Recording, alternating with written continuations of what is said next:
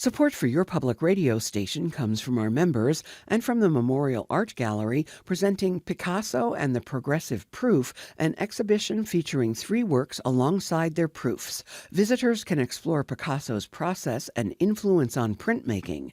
On view beginning February 14th. Details at mag.rochester.edu. This is Connections. I'm Evan Dawson. Well, we are talking with state lawmakers, elected leaders, about the proposed budget from Governor Kathy Hochul and their priorities for this year. This is a one-on-one opportunity to sit down at length for the hour with your elected leaders. We've got our questions, and I'm sure you have yours. In fact, in the series that we've been rolling out in the last couple of weeks, a lot of listeners have wanted to know what our elected leaders think about what they've seen in Minneapolis, think about ICE, think about what they would want New York State to do if ICE surges in cities like Rochester. We're going to talk about that coming up. We'll also talk about some of the places that look like a bit of a battle between the governor and her own party. There's always something. And this year, my colleague Jimmy Vielkind reports that it could be on a super wealth tax, the highest earners tax, that the governor does not want to see. Some Democrats do. So there's other areas as well. A lot to talk about. And my guest this hour is Assemblymember Demond Meeks from Assembly District number 137. Welcome back to the program. Thanks for being with us. Yeah, thanks for having me. So we're going to get to a lot of different things, but I cannot do these conversations without listeners telling me you got to start with ICE. So let's start right there. And I'm going to start by asking you, if the 2 killings we saw in Minneapolis, first Renee Good, then Alex Preddy, is there anything that you have seen that says those killings are justified? No, there's nothing that I've seen that say they're justified. But for me, I think that this is a time of reckoning of sorts. One of the things that I predicted before Trump was sworn in office again was that the way he operates, even to get there, he has a practice of playing on one's pre-existing prejudice, pre-existing bias, pre-existing isms, whether it's racism, sexism, you name it. He played on those things, and in turn, people voted against their own best interests for this type of individual. And I predicted that the things that he would do in time would potentially bring us closer together as Americans, as U.S., as individuals living here in this land at this time. I was on a Zoom call with colleagues here the other week, and there was a comment about, how they're killing us in the street. I'm an African-American male, born and raised in the city of Rochester. I will never forget Craig Hurd and the fact that he was shot by a police officer who stood by the side and shot him in his head. I will never, ever forget Daniel Prude, among others, who we've seen murdered in these streets of Rochester by law enforcement officers who were sworn to uphold the law. And what we're seeing today in this day and age, I think that is bringing about a different sense of empathy, because sometimes when people see another race or someone who they can't relate to, they don't necessarily have that sense of empathy in their hearts. And I think that what's happening now in Minnesota is bringing about a larger sense of empathy. And people are realizing that, yeah, I've seen it happen to Robert Brooks, but I just couldn't fathom that happening to someone that looks like me. And I truly believe in my heart of heart that this is going to evoke something in all of our spirits as Americans to stand up and call the question, who is truly our neighbors? And what must we do to fight against these type of injustices that have been happening for centuries now? You're talking about white Americans waking up to it. Yes. All Americans, but in particular white Americans waking up and realizing that, you know what, it was happening to these groups, and it was only a matter of time before they came for me. Now, some will argue that what we saw in Minneapolis with Renee Good and Alex Preddy, that's ICE, that's CBP, that is not law enforcement. In fact, the chief of Minneapolis Police, the chief of a number of departments in a number of states now, have come out and said, this has given police a bad name. This is not how we do it. We don't cover our face with masks. We don't shoot and then curse at the person we just killed. We don't deny medical help for someone who may be dying. after we shot them. We don't shoot into moving cars. We don't instigate and escalate. We try to de-escalate. How do you see that? I mean, what do you make of what you've seen from police's reaction? So I'm hopeful that this sparks something new. But everything that we've seen ICE do over the past few weeks, we've experienced it as a community. We've experienced these things. From police departments. As African Americans, we've experienced this from police departments across the United States. And we've seen it on national news. And I'm hopeful that when it's what's happening now is sparking something different, and it may bring about a sense of unity.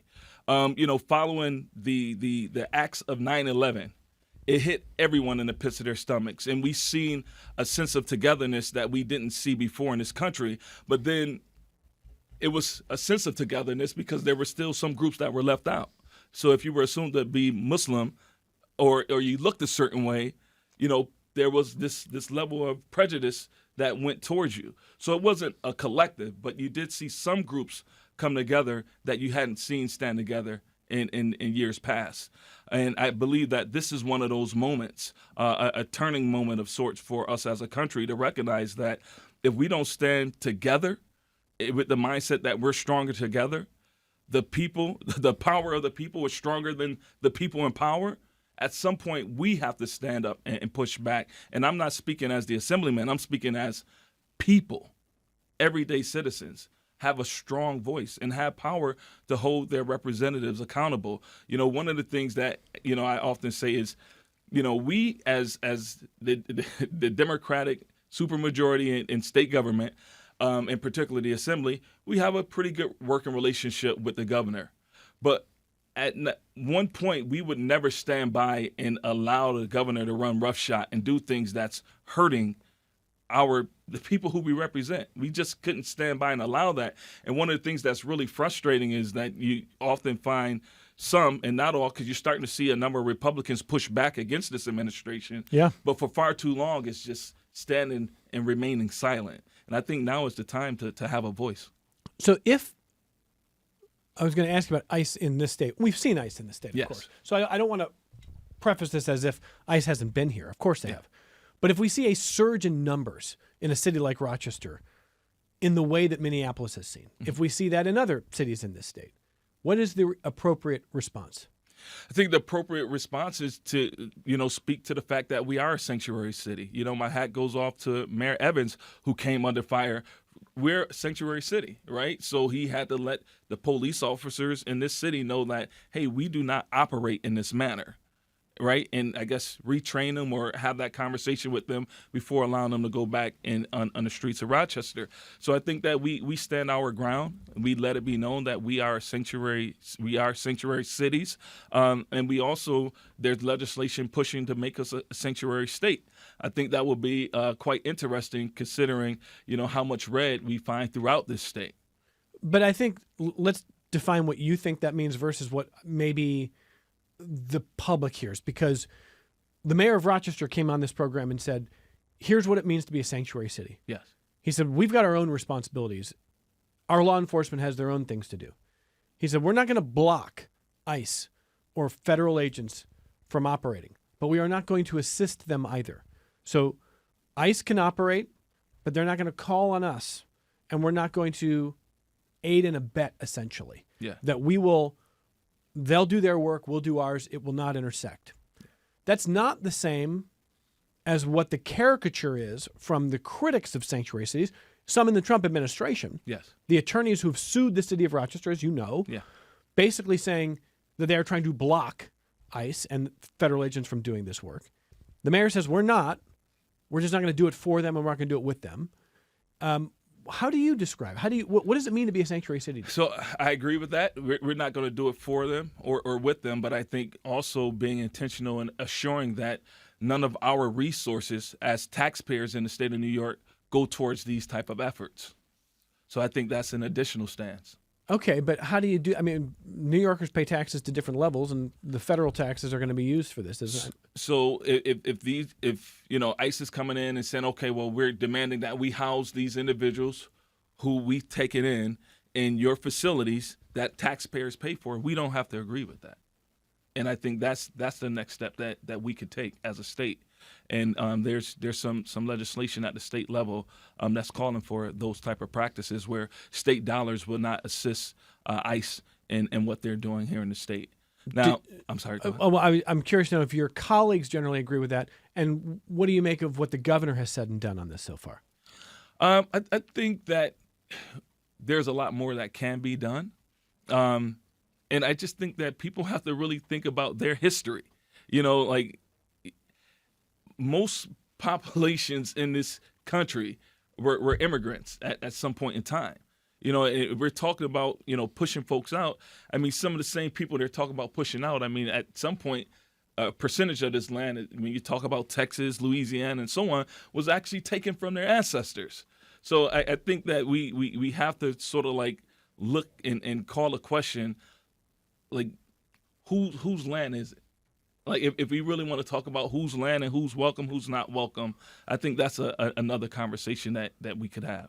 Sure, but we're sitting on what used to be Haudenosaunee land in Yes, sir. terms of control, and I don't know if ownership is even the word that the tribes would use. But regardless, how far do you go? I mean, are we supposed to give back land? Do you want to see us give back land, territories?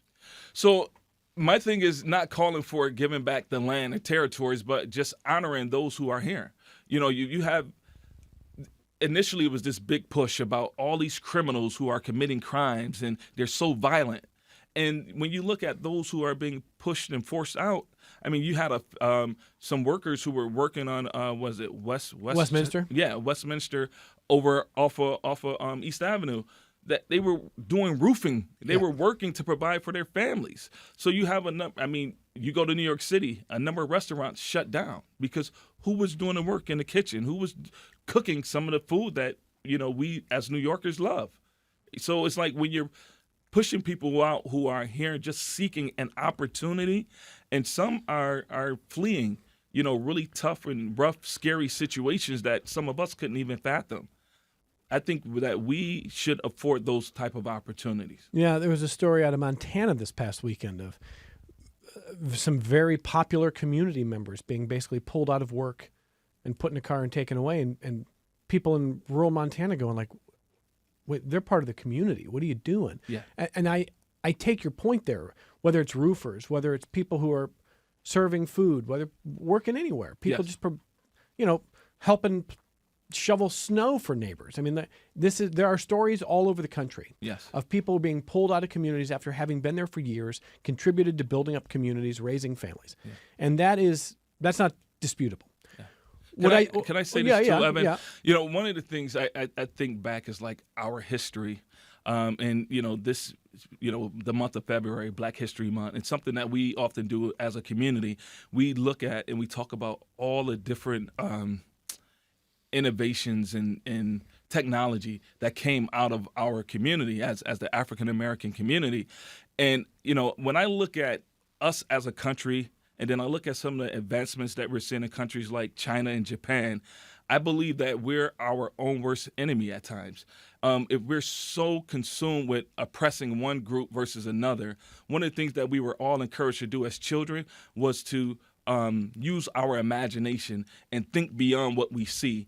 And I think when you have, certain groups that are dealing with extremely high cortisol levels from the stress of the daily woes, it doesn't allow one to reach their full potential. And when individuals can't reach their full potentials as an individual, we will never reach our full potential as a nation.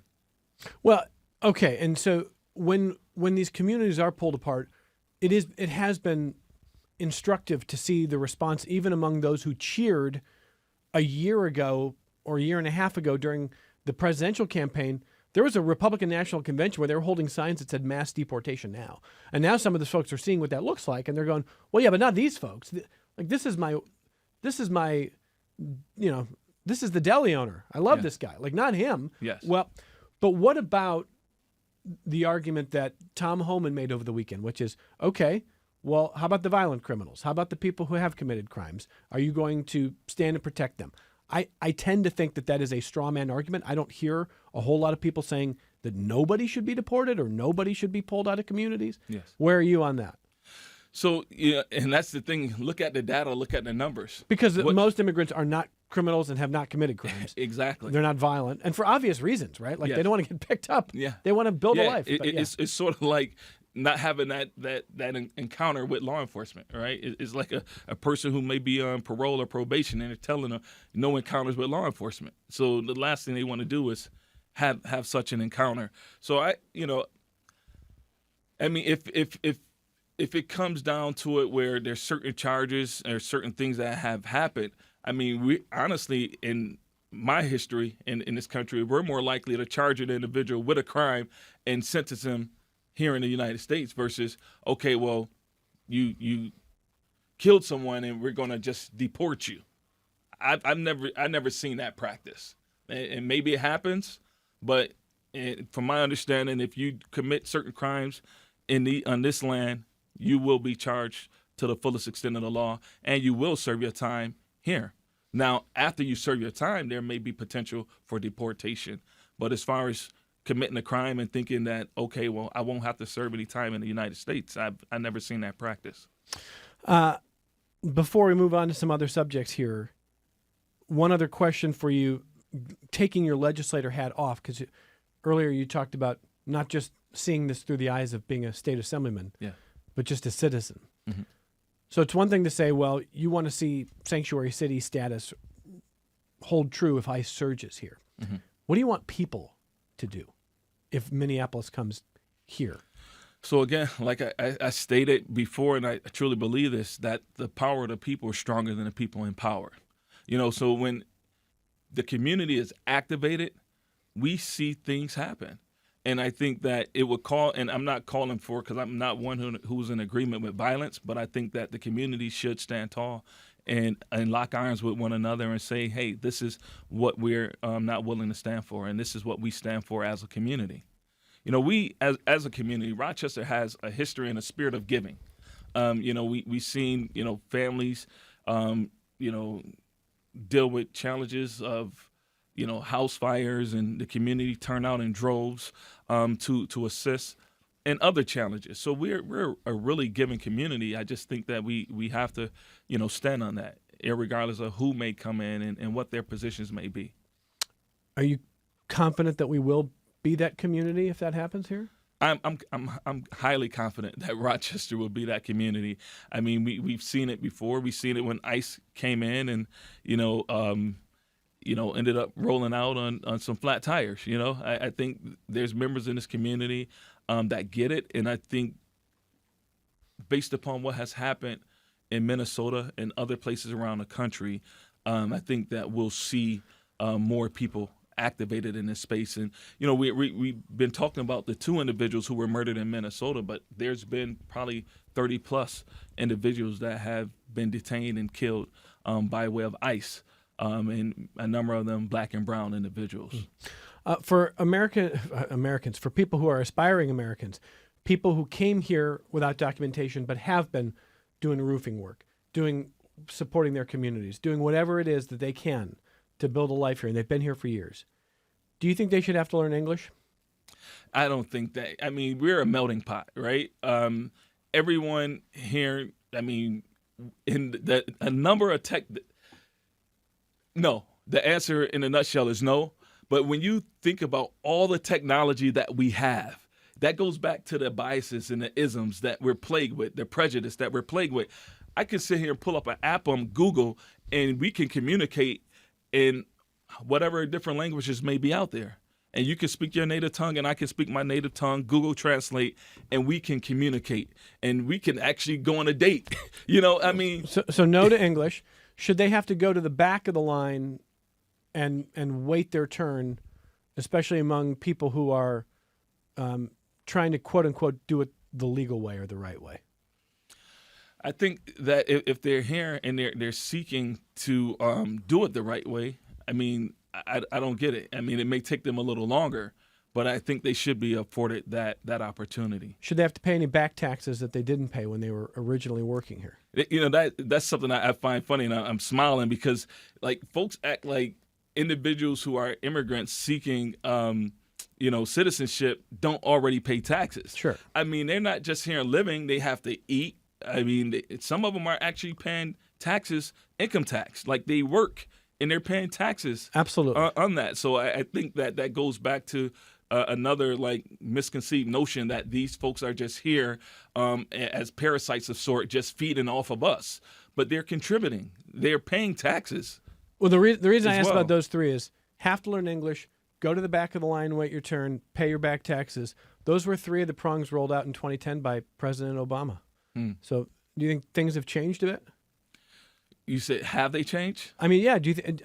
On the Democratic Party, that I would say that I guess that was a mainstream view in 2010 because that's President Obama laying that out. Yeah. Now I think the party might think that that's an extreme view of what should happen with people who are here. Yeah, I think so. But then I would also say that, sometimes you have folks in one level of government that doesn't necessarily speak for folks in another level of government. We at the state level, we see certain things that's going on at the federal level and know that we have to do our due diligence to push back against some of these practices and to, preserve our Constitution and to protect those who we represent. All right, let me grab a phone call, and then we're going to move on to some other subjects with Assemblymember Demond Meeks. This is Kathy in Rochester. Hi, Kathy. Go ahead. Hi, I'm concerned that we're not hearing about any other arrests or pickups by ICE in our area. I know I was actually at Westminster for the roofers, and we never heard a follow-up about what happened to those 3 roofers. Someone told me that the one that they took originally has a lawsuit against ICE right now, but we haven't heard anything from your station or any media. And the other thing, and we also had the restaurant owner that we all demonstrated about, but we haven't heard about any others. And I understand they are in Rochester and they are picking up people. Why aren't we hearing about it? And what are we going to do about it? Yeah, Kathy, so a couple things. We had the daughter of the restaurant owner on this program, the one that I'm pretty sure you're talking about. And she talked about not only her father's case, but what he's done in this community and the life that he's built. But also in general, we talked about what happens when you're detained, what rights do you have, and whether you end up in Batavia or another detention center, what can you do? So we did have that conversation. But you're not wrong to say, I don't know what happened to the roofers in Westminster. I also don't know that they want us to know. I mean, like if you've been targeted by ICE once, I don't know that you want to be very, very public, and I want to respect the privacy of people who are scared. Assemblymember Meeks, do you want to weigh in on that? Yeah, I don't know exactly what's going on. I know there's some, community organizers in that space that may potentially know, what's going on or what's the status of that particular situation, but it's not something that they put out publicly for the most part. Yeah, but Kathy, if the larger point you're making is, we should be talking more about when ICE is here and when detentions are happening, I hear you. We're going to try to do our best to at least keep reporting as fairly as we can. But when there is activity, how often are you hearing Assemblymember about ICE activity? I hear about it from time to time. I received a text maybe a week or two ago that there were some ICE agents at the Home Depot on East Ridge Road. Then I made a couple of phone calls and didn't hear anything else. Yeah. Well, after we take our only break of the hour, we're going to talk about a range of other subjects because there's a lot going on in Albany. The governor's budget is out. The governor's proposals are out. And now the legislature gets to not only debate that, but also focus on what they would like to see. So whether it is a super wealth tax, whether it's other economic development, all kinds of other things on the menu. We're going to talk to Assemblymember Meeks about what he would like to see and maybe what he would not like to see and take some more of your questions and comments for him as well on Connections. Support for your public radio station comes from our members and from Bob Johnson Auto Group, believing an informed public makes for a stronger community. Proud supporter of Connections with Evan Dawson, focused on the news, issues, and trends that shape the lives of listeners in the Rochester and Finger Lakes regions. BobJohnsonAutoGroup.com. This is Connections. I'm Evan Dawson. We thought we were getting away from ICE. We got one more question on ICE, and that's the question on facial coverings and masks. And, you have Gregory Bavino, among others, saying ICE is not going to stop wearing masks. We're not going to let people dox them, that kind of a thing. And you've got some chiefs of police saying that's not the American way. I mean, you're supposed to show a badge number. You're supposed to show your face. People should be able to identify you and have an interaction that can be well documented. They're allowed to shoot video of you. So I know in New York State there's been talk about saying, hey, in this state you can't wear masks. Is that enforceable? Could you say to ICE if they were here, hey, when you're in New York State, we have this law or we have this set of rules? Yeah, I think it is enforceable. I mean, the governor mentioned it in her state of state. One of my colleagues has been carrying legislation in order to do just that, ban ICE being able to wear a mask in New York State. And I also think that it's quite unconstitutional. You know, if you have a mob of guys with masks on and one of them assault you, how do you stand in a courtroom and have your day in court to say, hey, you know, this is the individual who assaulted me? Okay, so I guess we'll see. Yes. But I suspect ICE is going to fight that. Oh, yeah, I'm quite sure they will. I don't think they're going to say, Assemblymember Meeks, we're good with that. We'll take the facial coverings off here. Yeah. Okay, we'll see. Let's talk about some other things here. My colleague Jimmy Vielkind reports that every year there's some sort of inter-party battle about funding. Often it's on schools. And this year there's a couple things that he was looking at. The first was a super wealth tax or a high earners tax that the governor's basically said, we don't need, and she's worried about driving people out of the state. And let me just start by asking you, where are you on that issue? I'm 110% in support of a wealth tax. I carry a progressive income tax here in the state of New York, Bill 1281, which is looking at higher tier earners and looking at ways to, tax them on the wealth that they're generating. But then there's also what we call the Invest in Our New York, which is a series of bills that consist of the progressive income tax bill and also an heirs tax, looking at capital gains taxes as well as corporate taxes. You have individuals who are we have probably 60 plus billionaires in the state of New York, but they have generated so much wealth that they don't receive, an income tax like us, right? Their money is working for them. So there's certain things that they may invest in that we could potentially tax, or, you have a number of baby boomers that are, passing on or deciding to transfer their wealth, to their children. So looking at a potential tax on that transfer of wealth that would help generate more revenue for the state of New York. So really looking at those who are the ultra wealthy and in ways that we can still maintain a number of social and needed programs such as education and healthcare when the federal government are cutting us in those spaces. I mean, you look at the kickbacks that the ultra wealthy is receiving.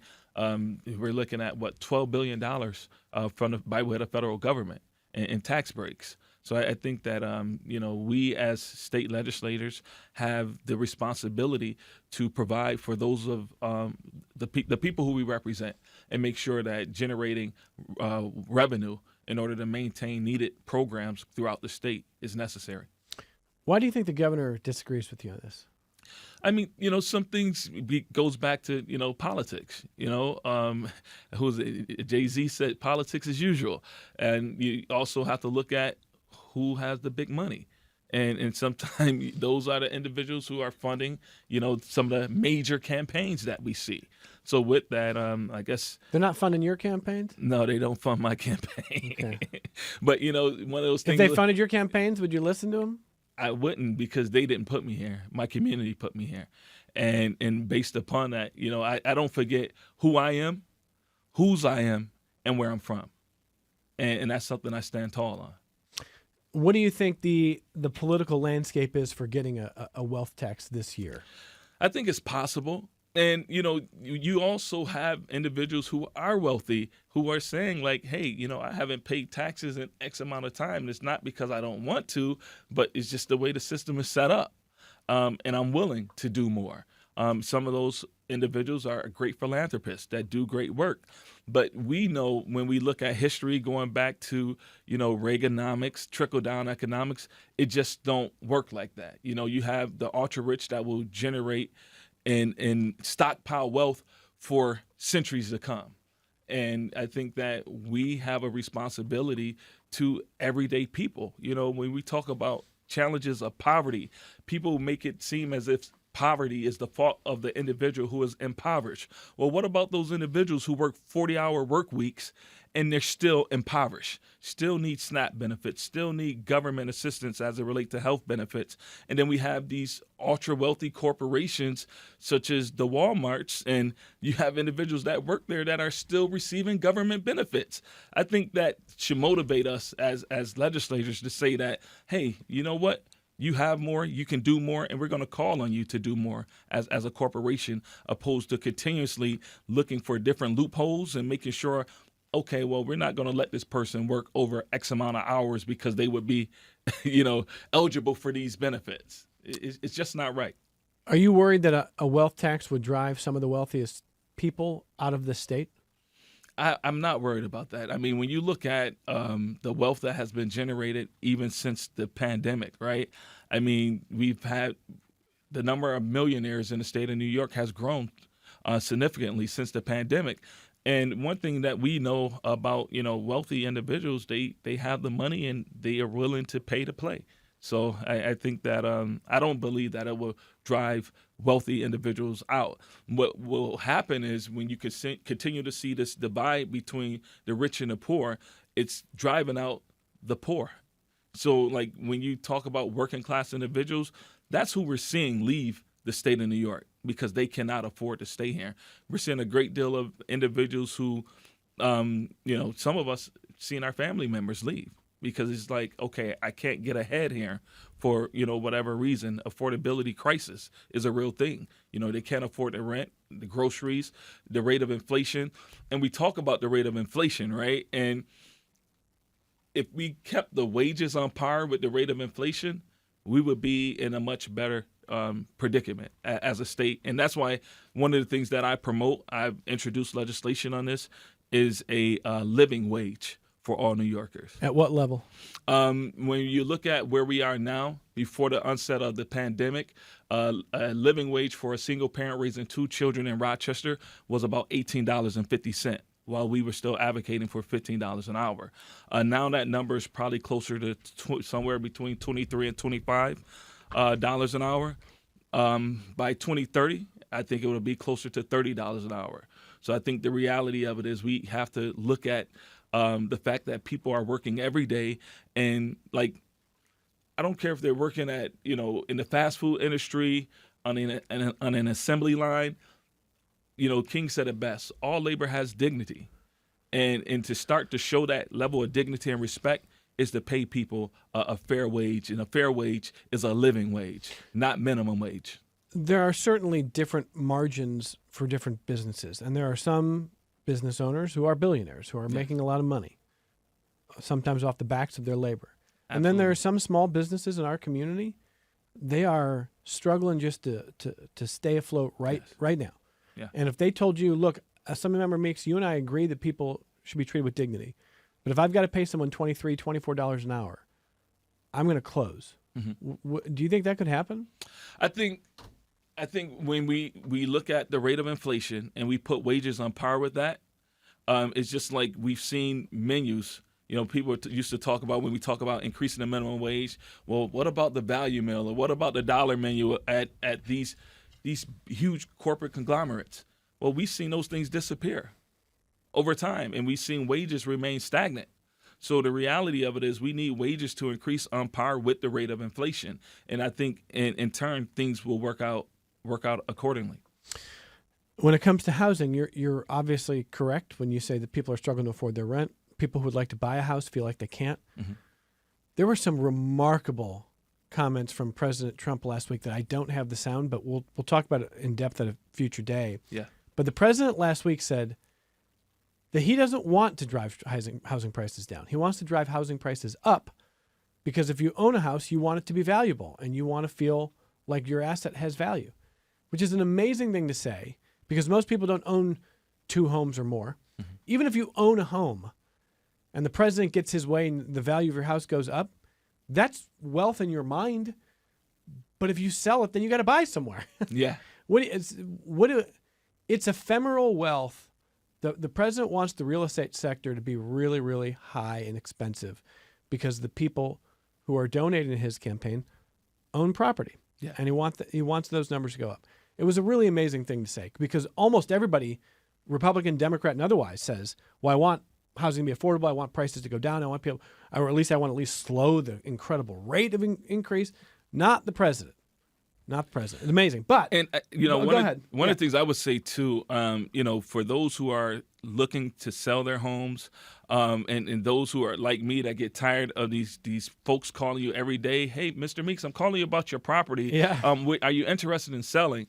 If you are considering to sell your home, think about what your home afforded you, what it was to you and your family, and really consider selling your home to some individual in the community like that, because you have these companies of sorts that's buying up properties, and it's basically oligarchs of sorts that want to buy up the property and run the cost of the properties up, and they don't live here and they're not vested in our communities. So I say to anyone that's out there in the market to sell their home, like, you can actually interview people and have a conversation with them and talk to them about what it meant to you and your spouse or your partner and your family, and afford that same opportunity to someone else. And you can still get a good amount of money for your home as well. Thank you, producer Megan Mack. The actual quote from President Trump last week is, I don't want to drive housing prices down. I want to drive housing prices up for people that own their homes, and they can be assured that's what's going to happen. Okay. Now, one other question on housing, and then I'll get some more feedback from listeners here on a number of subjects. What do you think is the fastest way to get more housing, more supply? Because I keep hearing, and I think the numbers say, we have a massive supply problem. Mm-hmm. We don't have an inventory available for people who want to buy houses, but even for renting, what's quote unquote affordable housing, affordable renting is not affordable for a lot of people. So what's the supply solution? So I'm speaking a city like Rochester. Yeah. I think one of the major solutions would be to look at some of the houses that are out there. Some of them may have X's on them, where they're getting ready to demolish them or what have you. But looking at houses throughout our community that have laid vacant for months, years, so on, and coordinating with a number of institutions, in particular, some of the programs that we have throughout the city. We have MAP, Multi-Craft Apprenticeship Preparation Program, where they're teaching young men and women the construction trades. We have the Youth Build Program. The Urban League has a Youth Build Program. Catholic Families, and I believe the Action for a Better Community offer something similar. But looking at these type of properties, connecting with these type of programs throughout the community, building these houses, rehabbing these houses, making them making them market ready, but then give them to first-time home buyers or individuals in this community who are looking to raise their families or live within this community and potentially work within this community.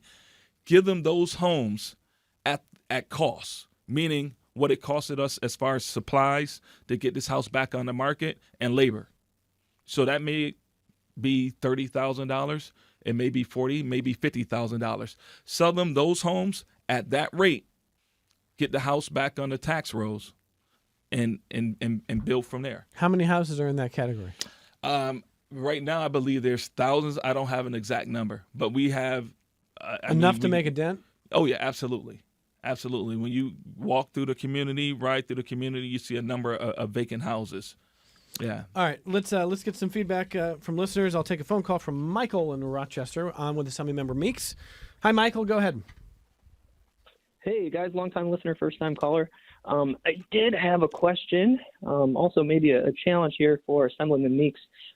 So if you guys look at data from the Department of Homeland Security, over 40% of all people that are currently considered illegal in the United States, which I hate to use that term, entered the United States legally.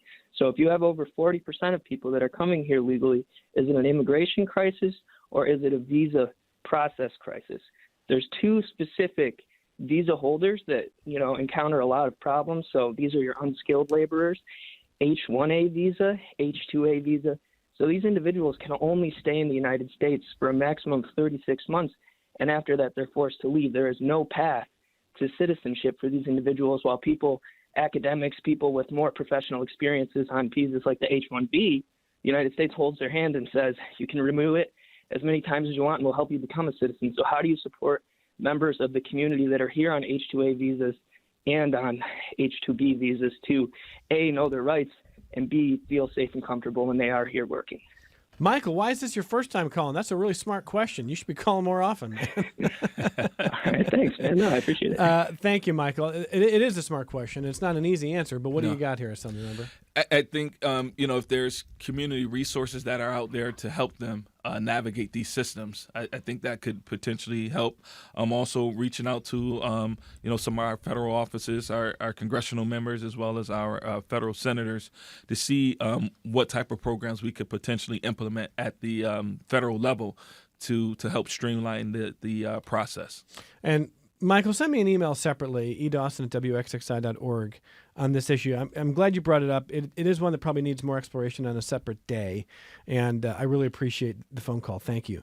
Let me get an email from Mary Del Wypick, who's chair of the Elder Justice Committee at Metro Justice, who says the following. It says, Assemblyman Meeks sits on the Assembly Committee on Health. Fact check true? Yeah. Fact check true.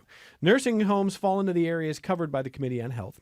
We need to know that all nursing homes are using funds to the benefit of residents, not for big profits for owners or investment groups. We have laws in New York to meet that end, but they are not being enforced.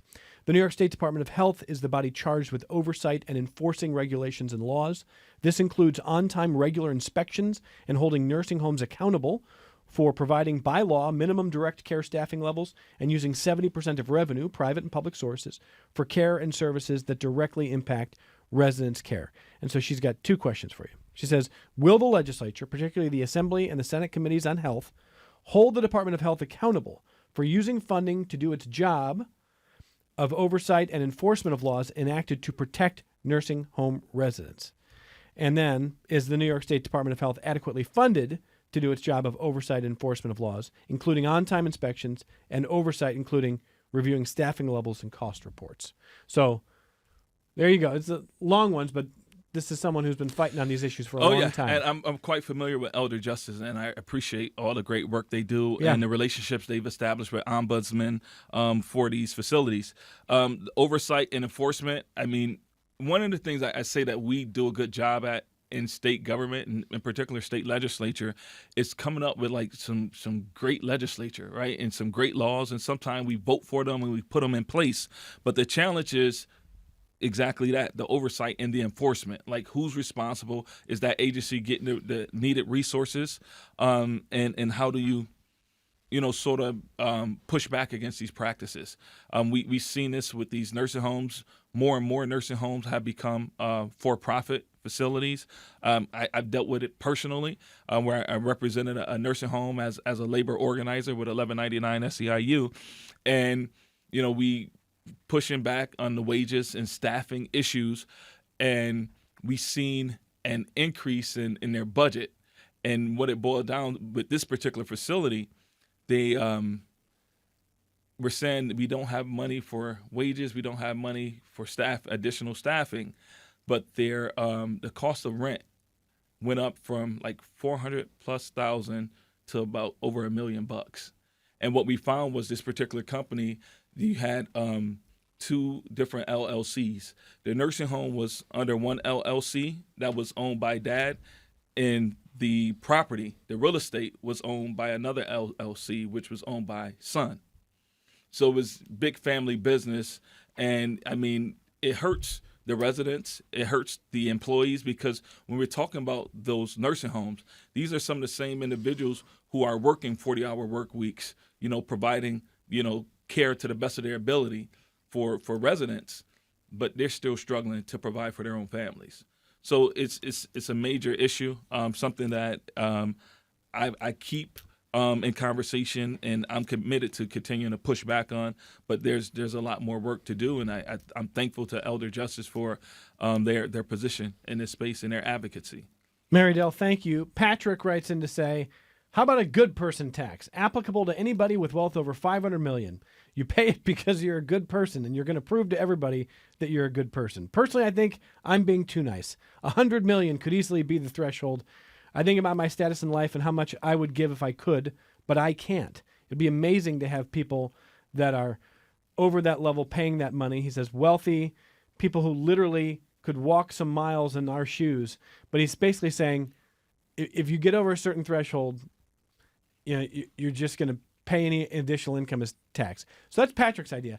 At the root of this is kind of a question on whether you think billionaires should we have billionaires? Should people be allowed to have $1 billion? Be people allowed to make $1 billion?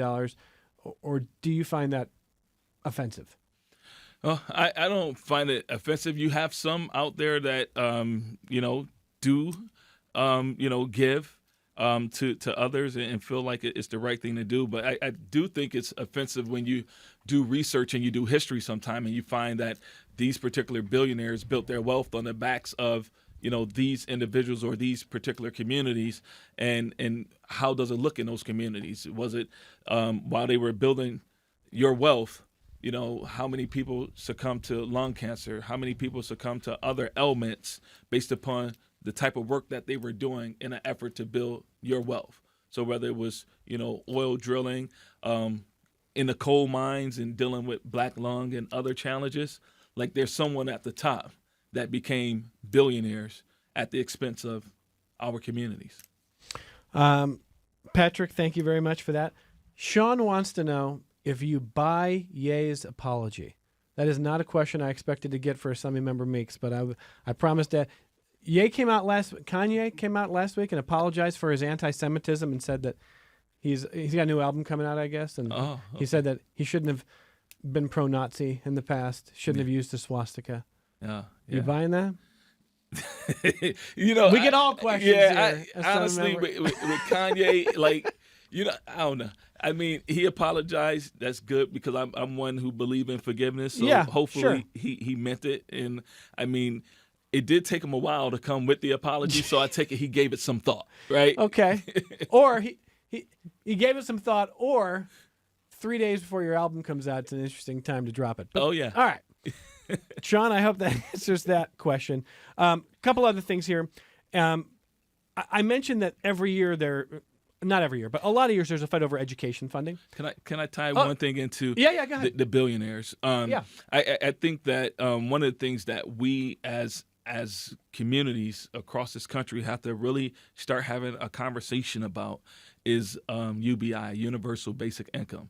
A lot of times folks don't think much of it because it's like, hey, I have my career, I have my degrees, I'm doing a great job, I'm doing great things, I'm making decent money. Right. When you look at artificial intelligence, we've seen it in our grocery stores for years. It's as simple as self-checkout. So it's taking jobs away? So it's taking jobs away. And you expect it to take more jobs away? And it will take more jobs away. Okay. So while it's the grocery store today, in McDonald's, places like that where you may have one employee running a whole fast food restaurant, yep. Though years ago there were 15, 20 people working in these restaurants. Yep. So with that, I mean, you have everyday working people that no longer have the ability based upon their skill set to generate wealth. So someone is making more and more and more wealth.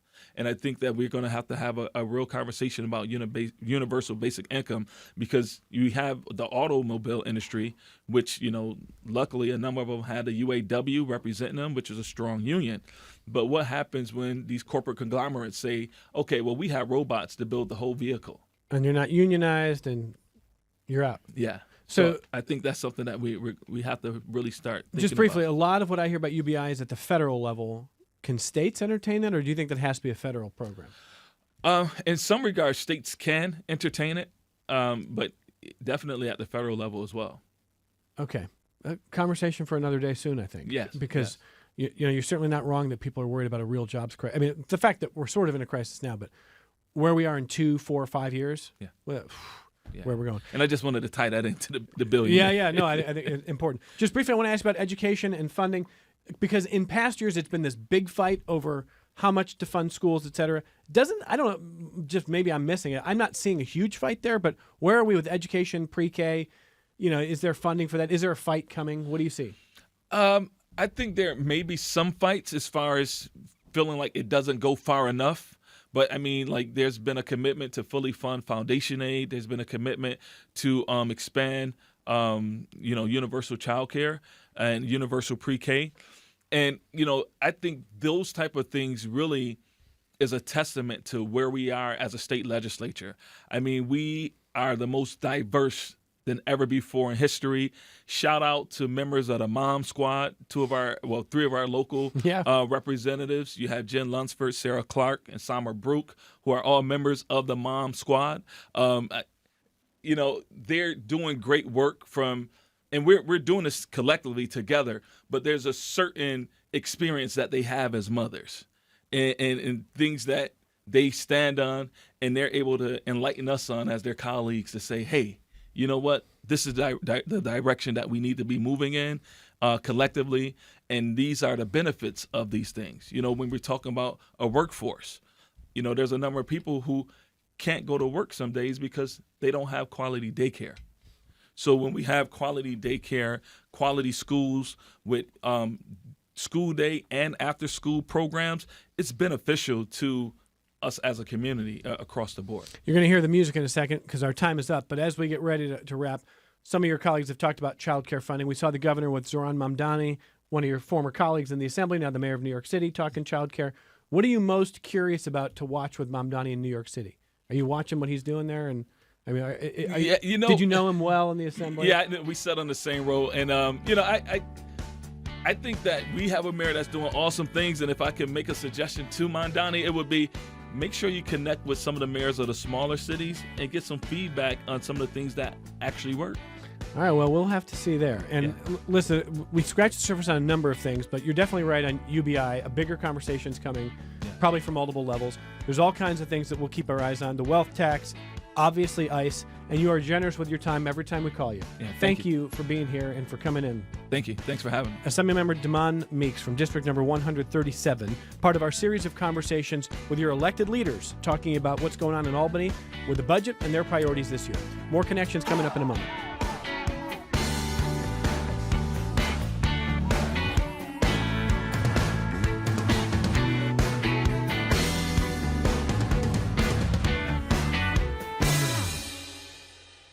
This program is a production of WXXI Public Radio.